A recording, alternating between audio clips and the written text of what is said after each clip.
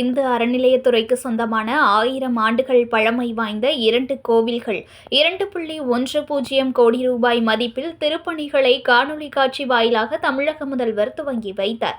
மயிலாடுதுறை மாவட்டம் சீர்காழி அடுத்த இந்து சமய அறநிலையத்துறைக்கு சொந்தமான 1000 ஆண்டுகளுக்கு முன் பழமையான சாயாவனம் அருள்மிகு சாயாவனேஸ்வரர் சுவாமி திருக்கோவில் திருப்பணிகள் செய்து கும்பாபிஷேகம் நடத்திட முடிவு செய்யப்பட்டது.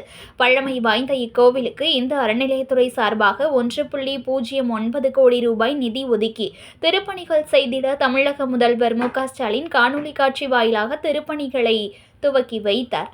அதனைத் தொடர்ந்து இந்து அறநிலையத்துறை அதிகாரிகள் மற்றும் அறங்காவலர் குழுவினர்கள் கலந்து கொண்டு குத்துவிளக்கு ஏற்றி திருப்பணிகளில் கலந்து கொண்டனர்.